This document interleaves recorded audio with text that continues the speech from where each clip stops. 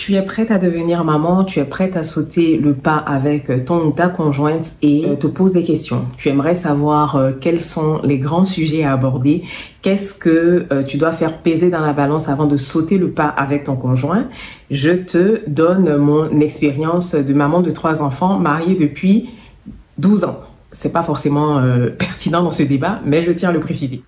Hey mes mamas débordées et celles qui sont mamans en devenir, j'espère que vous allez bien. Moi je vais très bien, je suis fière de moi, j'ai réussi à placer cette phrase là dans mon intro.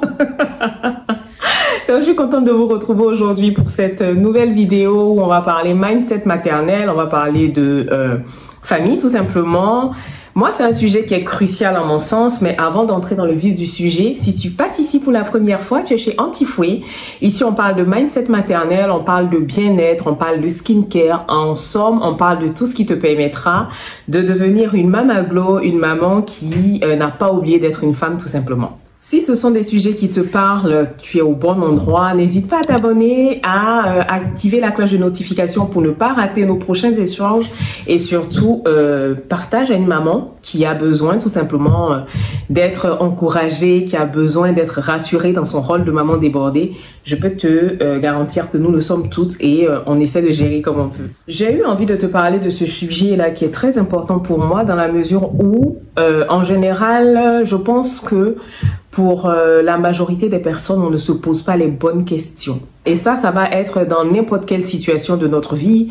Par exemple, quand on va venir commencer un travail, on va pas nécessairement commencer à réfléchir à son intelligence financière, comment on peut gérer son argent. Je parle de la majorité. Quand on va se mettre en couple avec une personne, on va pas forcément se poser des questions sur comment est-ce qu'il voit son avenir, qu'est-ce qu'il aime en termes de gestion financière. On se focalise sur des sujets qui sont, ma foi, beaucoup plus légers. Et aujourd'hui, j'aimerais qu'on parle de certains sujets qui ne sont pas suffisamment abordés avec le partenaire avant de devenir parent. On néglige ces sujets-là et des fois, une fois que, mon français là, mais c'est pas grave.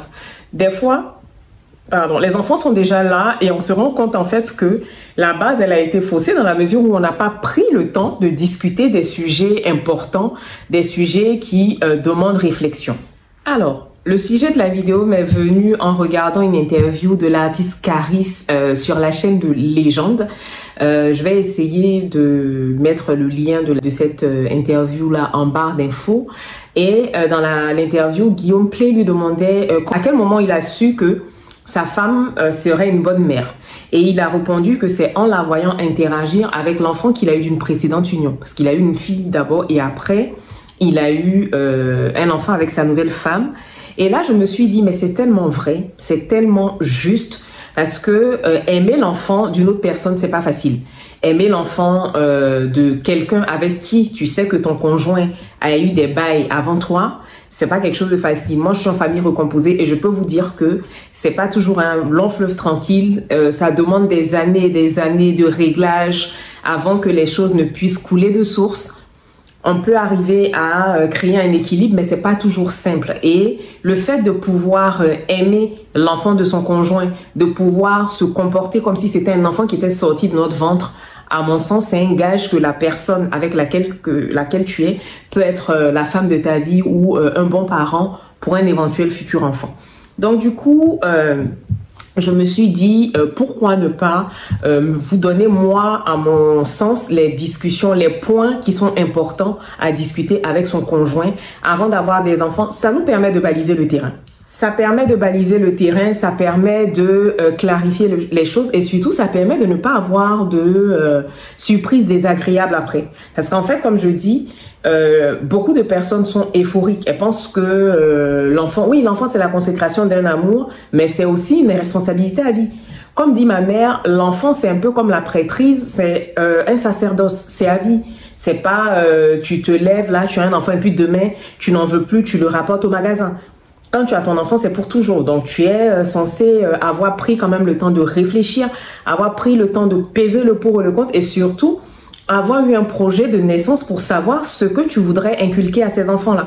Et quand tu as un projet de naissance, que tu as décidé de ce que tu veux inculquer aux enfants, la personne qui partage ta vie doit pouvoir partager cette vision de l'éducation, cette vision de ce que tu souhaites transmettre à ton enfant. Donc, c'est vraiment important de discuter sur un certain nombre de sujets. Alors, en premier sujet, les valeurs. Qu'est-ce que tu veux inculquer à tes enfants comme valeurs? Quels sont les principes que tu as envie de leur transmettre? Ça peut paraître évident, mais imagine un couple où toi, tu es très à cheval sur l'éducation. Tu es très à cheval sur la notion du vivre ensemble, de la solidarité dans la famille. Et que toi, ton conjoint est quelqu'un de plus laxiste qui va se dire, bon, ben, c'est pas grave, l'enfant, on le laisse faire ce qu'il veut. S'il veut participer, il participe. S'il veut pas, il laisse. Si toi, par exemple, tu es très famille et que ton conjoint, il est très individualiste, par exemple. C'est le gars, quand il a ses sous, il y a que pour lui. Il va pas être généreux. Il pense pas aux membres de sa famille. Moi, je suis quelqu'un de très famille, par exemple, ma mère, mes frères et sœurs, voilà, on s'appelle tout le temps. Donc, si tu es avec quelqu'un qui n'a pas du tout les mêmes principes que toi, si vous n'avez pas pris le temps de discuter des valeurs que vous voulez transmettre à vos enfants, ça va être compliqué en termes de gestion plus tard parce qu'il va toujours avoir des clashs, hein. Ça va pas bien se passer. En deux, l'organisation pratique, la répartition des tâches. Moi, comme je dis souvent, dans certaines cultures, les gens sont très à cheval sur la répartition des tâches. Moi, je sais que j'ai déjà discuté avec certaines collègues, par exemple, où elles te disent, moi, chez moi, c'est moi qui éteins le linge, c'est le monsieur qui... Tu vois, c'est bien noté, c'est vraiment bien spécifié. Nous, dans notre culture africaine, c'est pas comme ça. Bon, depuis, on vit en France, donc forcément, on s'adapte. Et déjà parce que ici, tu n'as pas de personnel de maison pour t'aider, donc forcément, vous soudez les coudes.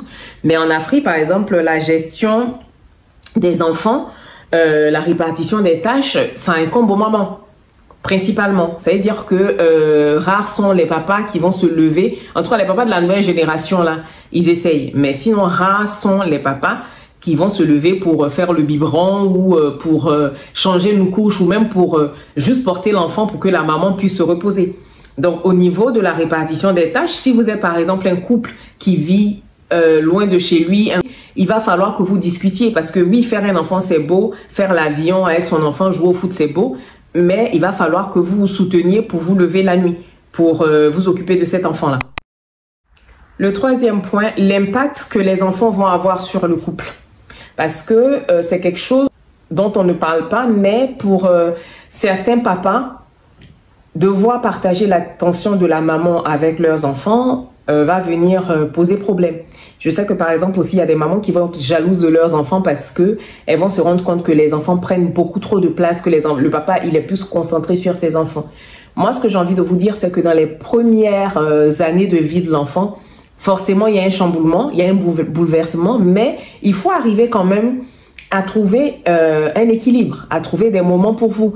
Si vous habitez loin, par exemple, que vous ne pouvez pas laisser les enfants à vos parents, vous avez forcément des amis, vous avez forcément une babysitter. Des fois, on va trouver que, ah, mais moi, je ne vais pas payer. Mais c'est un compromis pour pouvoir garder des moments à deux.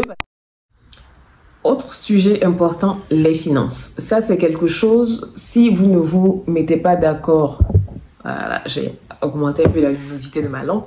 Si vous ne vous mettez pas d'accord avec votre conjoint, c'est quelque chose qui va être potentiellement compliqué. Parce qu'en fait, vous avez des personnes qui sont des paniers percés, qui brûlent la vie par les deux bouts, qui se disent que voilà, moi, tant que j'ai aujourd'hui, je mange ce que j'ai et puis bon, c'est pas grave quoi. Alors que quand on a des enfants, il faut prévoir un minimum. Tu imagines, tu as des enfants, tu as tellement dépensé tout ton argent que tu n'as même pas de quoi leur prendre le goûter.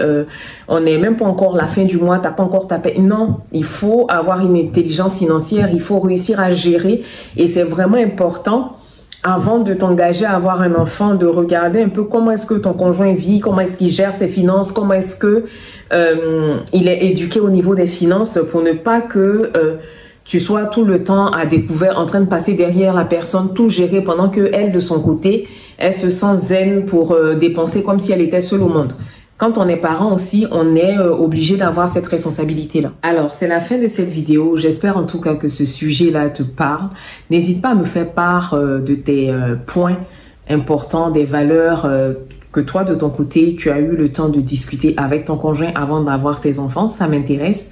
N'hésite pas à t'abonner sur ce type de contenu te plaît. Si tu as envie d'avoir plus de vidéos de ce style-là, n'hésite pas à partager cette vidéo à une maman qui a besoin d'être réconfortée, à une future maman qui est dans son projet de maternité. Et on se dit à bientôt pour la prochaine vidéo. Mouah.